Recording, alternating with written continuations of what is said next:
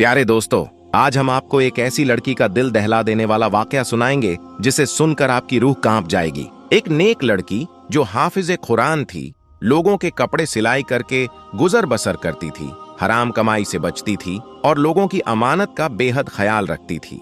लेकिन अचानक उसकी मौत कैसे हुई और मरने के बाद वो अजाब का शिकार क्यों हुई, और मौत के बाद ऐसा क्या हुआ कि रात के 1 बजे उसके शौहर को मजबूरी में अपनी बीवी की कब्र क्यों खोदनी पड़ी। मगर जब कब्र खोदी तो अंदर का मंजर हिला देने वाला था। उस नेक औरत के होंठों पर आग क्यों जल रही थी और उसकी कब्र का हाल जानकर हर कोई दंग रह गया। आखिर ऐसा क्यों हुआ और वो कौन सी आदत थी जो उसके लिए इतनी भयानक खौफनाक सजा बन गई। जब लोगों को उस आदत का पता चला तो सबके रोंगटे क्यों खड़े हो गए। क्या वाकई एक मामूली सी आदत किसी इंसान को कब्र के अजाब तक पहुंचा सकती है? आखिर वो क्या राज था? आज की कहानी बड़ी ही सबक आमोज और दिल दहला देने वाली है, और खासकर ये उन औरतों और मर्दों के लिए है जो सिलाई कढ़ाई का काम करते हैं और अनजाने में वो कौन सा गुनाह कर जाते हैं जिसकी वजह से उन्हें बहुत सख्त अजाब का सामना करना पड़ सकता है। इसलिए वीडियो को एंड तक जरूर देखिएगा। प्यारे दोस्तों, किसी शहर के दूर दराज इलाके में एक घर में नफीसा नाम की एक लड़की अपनी ज़ईफ माँ के साथ रहती थी। नफीसा के वालदैन ने उसे बहुत छोटी उम्र में कुरान पाक हिफ्ज करवा दिया था। बाप का साया बचपन में ही सर से उठ गया था, इसलिए माँ ने लोगों के घरों में काम करके अपनी बेटी को पाला, उसे स्कूल की तालीम दिलवाई और साथ ही सिलाई कढ़ाई का हुनर भी सिखाया। वक्त गुजरता गया और नफीसा बड़ी हुई तो उसने अपनी माँ का हाथ बटाना शुरू कर दिया। वो दिन रात लोगों के कपड़े सीकर 2 वक्त की रोटी का बंदोबस्त करती। नफीसा की जिंदगी उसूलों पर मबनी थी। वो निहायत शर्म ओ हया वाली लड़की थी। एक दिन का जिक्र है, नफीसा के पास 2 औरतें आईं और अपने बहुत महंगे कपड़े सिलाई के लिए दिए। औरत ने कहा, नफीसा, हमें तुम्हारी सिलाई बहुत पसंद है, तुम कम दाम में बहुत अच्छी सिलाई करती हो, ये लो हमारे कपड़े और इन्हें बिल्कुल मॉडर्न डिजाइन में सीना।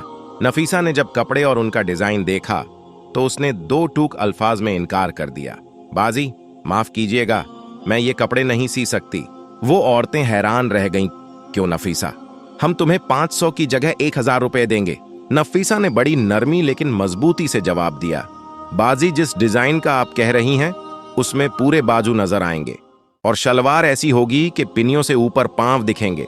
तौबा तौबा, मैं किसी मुसलमान औरत के लिए ऐसे बेहयाई के कपड़े कैसे सी सकती हूँ। मेरे पास जो 2 पैसे आएंगे उसमें बरकत नहीं होगी। ये कहकर नफीसा वहां से उठकर चली गई। उसकी माँ ने नाराजगी और शर्मिंदगी से उन औरतों से माजरत की। जब औरतें चली गईं तो माँ ने कहा, बेटी, तुम आई हुई रोजी को लात क्यों मारती हो, घर के हालात देखो। नफीसा मुस्कुराई और बोली, अम्मा, हम हराम की कमाई या बेहयाई का हिस्सा कैसे बन सकते हैं, अल्लाह बेहतर रिज़्क देगा। और वाकई अल्लाह ने उसकी इस नेकी को पसंद किया। कुछ अरसे बाद नफीसा की माँ ने एक बहुत ही नेक और शरीफ लड़के साबिर से उसकी शादी तय कर दी। साबिर गरीब जरूर था लेकिन नफीसा की बहुत इज्जत करता था। नफीसा की माँ का दुनिया में कोई और सहारा नहीं था, इसलिए शादी की शर्त यह थी कि साबिर उनके घर ही रहेगा। साबिर खुशी खुशी मान गया। शादी के बाद जिंदगी का पहिया चलना शुरू हुआ, लेकिन गौरबत ने उनका पीछा नहीं छोड़ा। साबिर मेहनत मजदूरी करता, लेकिन गुजर बसर फिर भी मुश्किल था। ऐसे में नफीसा ने दोबारा अपनी सिलाई मशीन पर बैठने का फैसला किया। वक्त गुजरा और नफीसा उम्मीद से हो गई। एक तरफ आंगन में बच्चे की किलकारी गूंजने की खुशी थी और दूसरी तरफ आजमाइश। जिस दिन नफीसा को ये खुशखबरी मिली उसी दिन साबिर को उसकी नौकरी से निकाल दिया गया। नफीसा परेशान होकर रोने लगी, इस हाल में मैं सिलाई कैसे करूंगी, क्या हमारी किस्मत में कभी सुकून लिखा है। साबिर ने उसे हौसला दिया। वो अपना गम भुलाकर नफीसा का ख्याल रखता।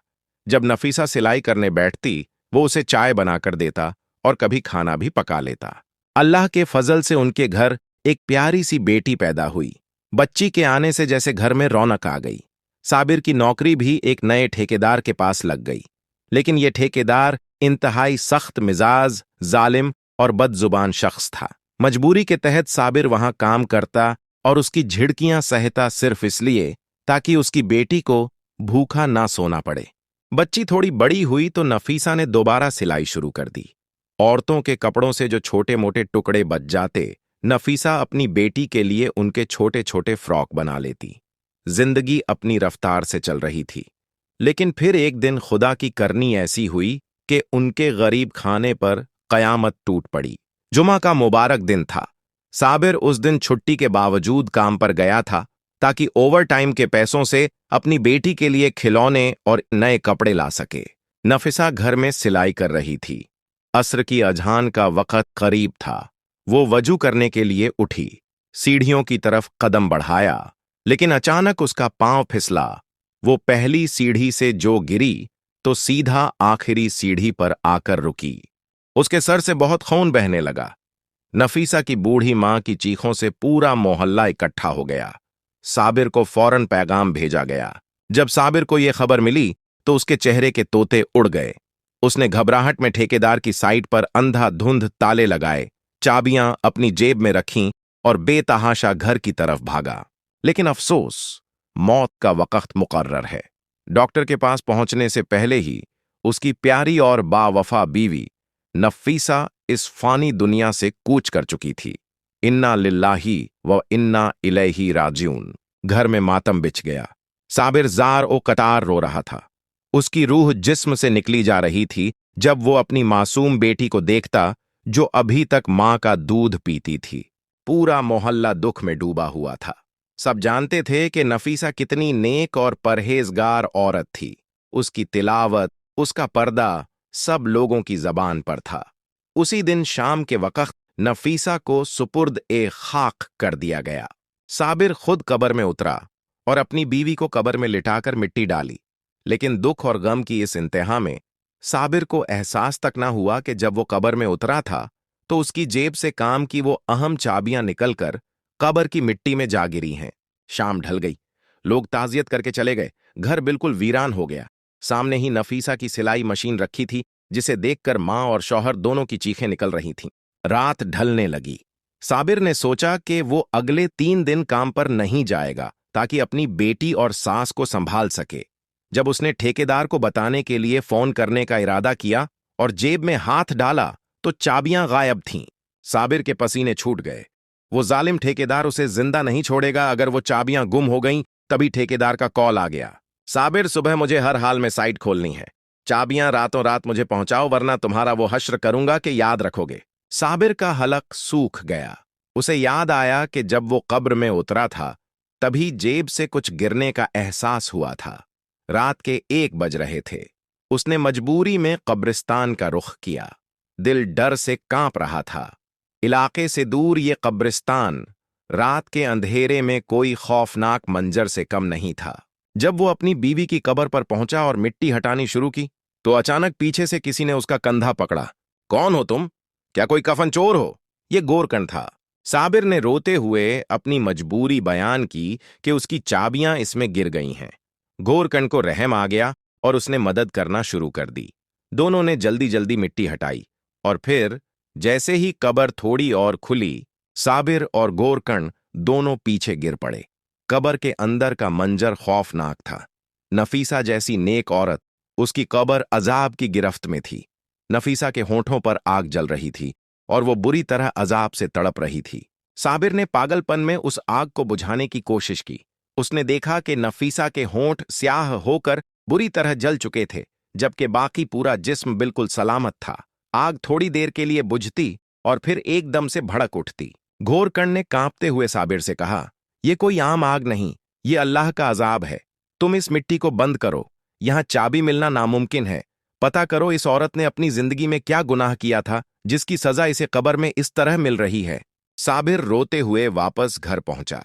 सारी रात वो और नफीसा की मां जार ओ कतार रोते रहे और अल्लाह से उसकी मगफिरत की दुआएं मांगते रहे। फजर की अजान होते ही वो दोनों मस्जिद के उस इमाम साहब के पास पहुंचे जिन्होंने नफीसा को कुरान हिफ्ज करवाया था। इमाम साहब ने ये खौफनाक वाकया सुना तो वो भी हैरान रह गए।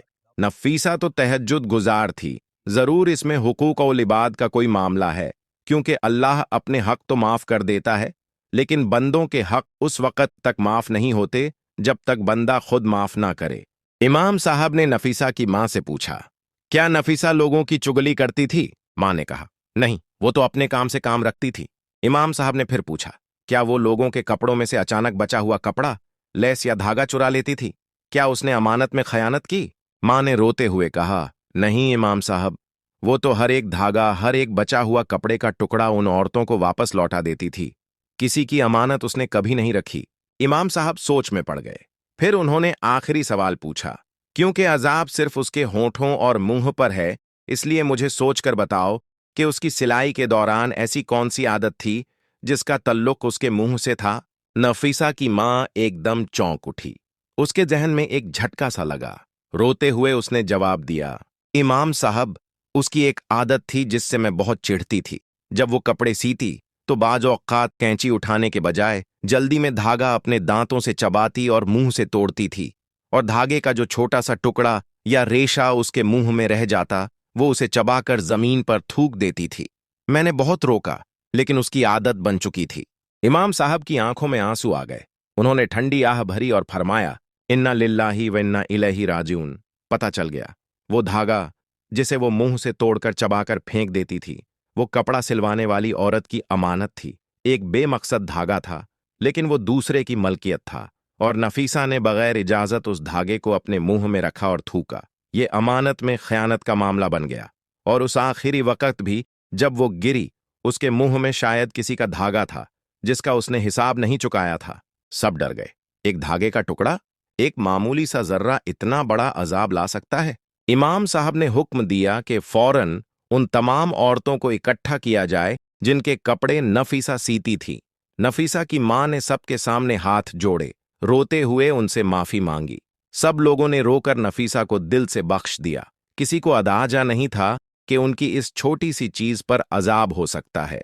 उसी रात साबिर और गोरकन ने दोबारा कब्र को खोला, और अल्लाह की कुदरत देखिए, कब्र में कोई आग नहीं थी। वहां से मुश्क और गुलाब की भीनी भीनी खुशबू आ रही थी। नफीसा का चेहरा बिल्कुल पुरसुकून था। अल्लाह ने उसे बख्श दिया था। साबिर ने चाबियां उठाईं और दुआ मांगकर कब्र बंद कर दी। प्यारे दोस्तों, यह वाकया हमें सिखाता है कि अपने अमाल, अपनी जुबान और लोगों के हकूक़ का ख्याल रखना भी फर्ज है।